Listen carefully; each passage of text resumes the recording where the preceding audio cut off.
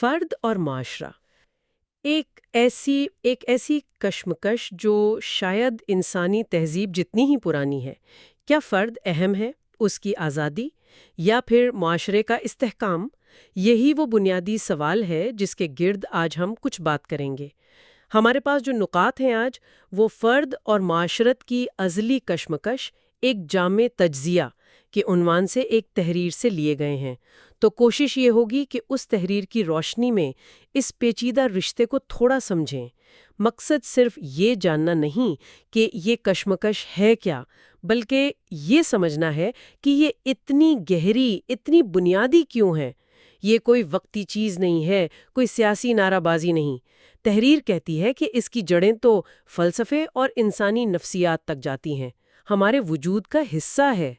تو چلیں اس گتھی کو کھلنے کی کوشش کرتے ہیں۔ جی بالکل، اور یہ نکتہ بہت اہم ہے جو آپ نے اٹھایا کہ تحریر اسے محض کوئی وقتی مسئلہ نہیں بلکہ ایک بنیادی تصادم کہتی ہے۔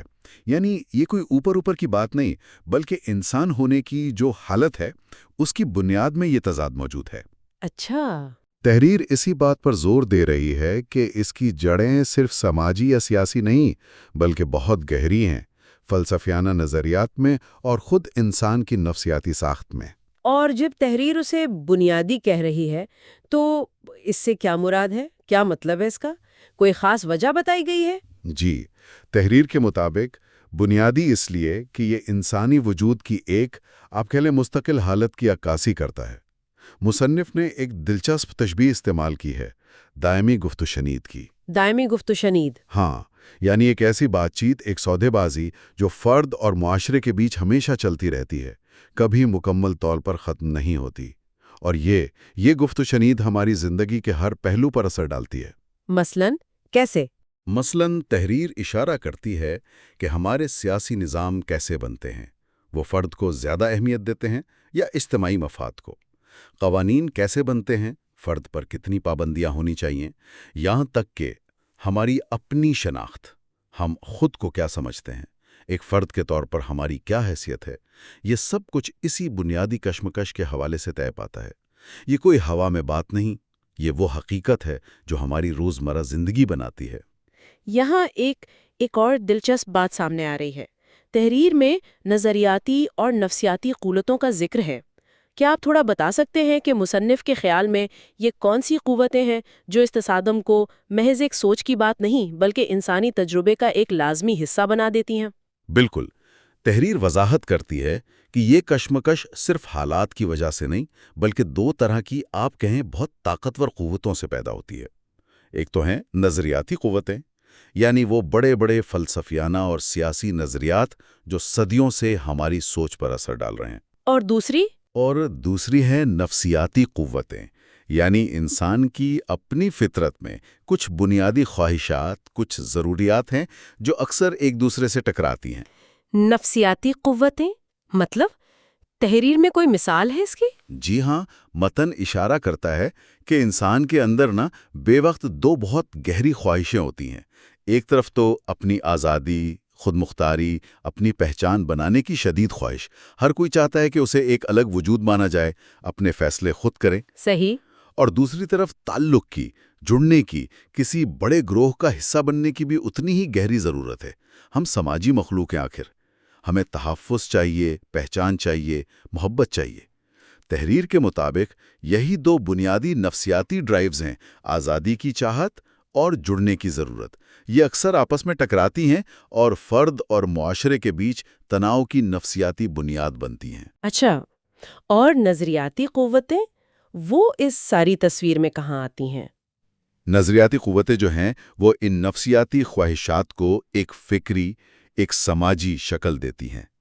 تحریر خاص طور پر دو بڑے نظریاتی نظاموں کا ذکر کرتی ہے جو اس کشمکش کو سمجھنے کے لیے بہت اہم ہیں: انفرادیت پسندی اور اجتماعیت پسندی، انڈیویجولزم اور کلیکٹیوزم۔ جی بالکل، یہ صرف سیاسی نعرے نہیں ہے بلکہ گہرے فلسفیانہ موقف ہیں۔ یہ اس سوال کا جواب دینے کی کوشش کرتے ہیں کہ فرد اور معاشرے کے تعلق میں اہمیت کس کو ملنی چاہیے۔ تو یہ تحریر انفرادیت پسندی اور اجتماعیت پسندی کو کیسے بیان کرتی ہے؟ کیا یہ بس دو مخالف سمتیں ہیں یا ان میں کوئی پیچیدگی بھی ہے؟ تحریر انہیں دو بنیادی اور اکثر ایک دوسرے کی ضد فکری دھاروں کے طور پر پیش کرتی ہے۔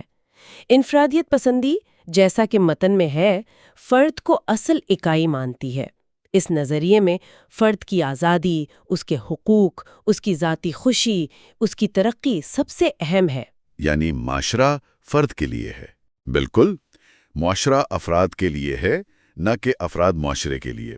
ریاست کا کام بس یہ ہے کہ فرد کی آزادی یقینی بنائیں اور کم سے کم مداخلت کرے۔ اس سوچ کی جڑیں آپ کو روشن خیالی کے دور کے فلسفیوں تک ملیں گی، جنہوں نے فرد کی خود مختاری پر بہت زور دیا۔ اور دوسری طرف اجتماعیت پسندی ہے۔ جی، دوسری طرف ہے اجتماعیت پسندی۔ یہ نظریہ فرد کے بجائے گروہ کو، مطلب خاندان، برادری، قوم، ریاست، اسے زیادہ اہمیت دیتا ہے۔ اس سوچ کے مطابق فرد کی پہچان، اس کا وجود ہی اجتماعی اکائی سے جڑا ہے۔ مشترکہ مفاد، سماجی ہم آہنگی، گروہ سے وفاداری، یہ انفرادی خواہشات سے زیادہ اہم ہے۔ یعنی فرد پر ذمہ داریاں ہیں معاشرے کی بھلائی کی۔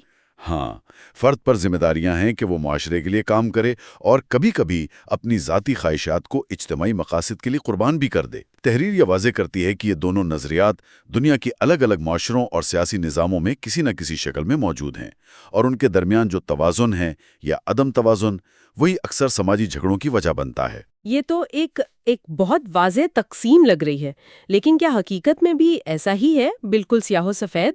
تحریر اس پر کچھ کہتی ہے کہ عملی طور پر یہ کیسے کام کرتے ہیں؟ یقیناً، تحریر مانتی ہے کہ حقیقت میں زیادہ تر معاشرے ان دو انتہاؤں کے بیچ میں ہی کہیں ہوتے ہیں۔ کوئی بھی معاشرہ 100% ایک یا دوسرا نہیں ہوتا۔ یہ ایک اسپیکٹرم ہے، ایک طیف ہے، اچھا، جس پر مختلف معاشرے اپنی تاریخ، اپنی ثقافت، اپنی اقدار کے مطابق الگ الگ جگہ کھڑے ہوتے ہیں۔ متن یہ بھی اشارہ کرتا ہے کہ ایک ہی معاشرے کے اندر بھی ان دونوں نظریات کے ماننے والوں میں مسلسل ایک کھینچا تانی چلتی رہتی ہے۔ جیسے کوئی مثال؟ مثال کے طور پر معاشی پالیسیوں پر بحث لے لیں۔ آزاد منڈی بہتر ہے یا فلاحی ریاست؟ یا سماجی مسائل پر قانون سازی ہو رہی ہو تو ذاتی آزادی کہاں تک جائے اور عوامی اخلاقیات کہاں سے شروع ہوں؟ قومی سلامتی کے معاملات ہیں، انفرادی حقوق اہم ہیں یا اجتماعی تحفظ؟ یہ سب اسی بنیادی نظریاتی تقسیم کی عملی شکلیں ہیں جن کا ذکر تحریر میں ہے۔ تو بویاں یہ نظریاتی اور نفسیاتی قوتیں مل کر اس کشمکش کو نہ صرف زندہ رکھتی ہیں بلکہ اسے انسانی تجربے کا ایک لازمی اور شاید، جیسا آپ نے کہا، ناگزیر حصہ بنا دیتی ہیں۔ تحریر کے مطابق یہ صرف باہر کا کوئی سماجی مسئلہ نہیں، یہ اندر کی نفسیاتی حقیقت بھی ہے۔ بالکل، مصنف کا استدلال یہی ہے کہ چونکہ یہ قوتیں اتنی بنیادی ہیں، ایک طرف ہماری نفسیات میں گڑی ہوئی ہیں، دوسری طرف ہمارے نظریاتی ورثے کا حصہ ہیں، تو ان سے جو تصادم پیدا ہوتا ہے وہ بھی عارضی یا سطحی نہیں ہو سکتا۔ یہ انسانی فطرت کا بنیادی عنصر بن جاتا ہے۔ یعنی انسان ہونے کا مطلب ہی شاید یہ ہے کہ وہ اس کشمکش کے ساتھ جیے، فرد کی حیثیت سے اپنی الگ پہچان بنانے کی جدوجہد کرنا اور ساتھ ہی معاشرے کا حصہ بن کر اپنی سماجی ضروریات پوری کرنا۔ یہ توازن بنانے کی جو مسلسل کوشش ہے، وہی انسانی زندگی کا ایک اہم پہلو ہے۔ یہ واقعی ایک گہری بات ہے۔ اس کا مطلب تو یہ ہوا کہ جب ہم خبروں میں دیکھتے ہیں سیاسی تقسیم، سماجی تنازعات یا جنہیں کلچرل وارز کہا جاتا ہے، تو اس تحریر کی روشنی میں ہم انہیں صرف وقتی واقعات نہیں سمجھ سکتے، بلکہ یہ فرد اور معاشرے کے درمیان جو ازلی کشمکش چلی آ رہی ہے، یہ اس کے نئے نئے روپ ہیں۔ ہاں، یہ تحریر ہمیں ایک بڑا کینوس دیتی ہے، ایک وسیع تر تناظر۔ یہ ہمیں یاد دلاتی ہے کہ بہت سے آج کے مسائل کی جڑیں گہری اور پرانی ہیں۔ جب ہم انفرادیت پسندی اور اجتماعیت پسندی کے فلسفیانہ پس منظر کو سمجھتے ہیں اور یہ مانتے ہیں کہ آزادی اور جڑت کی یہ متضاد نفسیاتی ضرورتیں ہم سب میں ہیں، تو ہم موجودہ بحثوں کو زیادہ بہتر سمجھ سکتے ہیں۔ تحریر کا مقصد کسی ایک طرف جھکنا نہیں ہے، بلکہ اس بنیادی کشمکش کی نوعیت کو واضح کرنا ہے تاکہ ہم اس کے مختلف رنگ دیکھ سکیں۔ تو اس ساری گفتگو کا خلاصہ کیا ہے؟ اگر اس تحریر کے مرکزی خیال کو سمیٹنا ہو تو کیا کہا جا سکتا ہے؟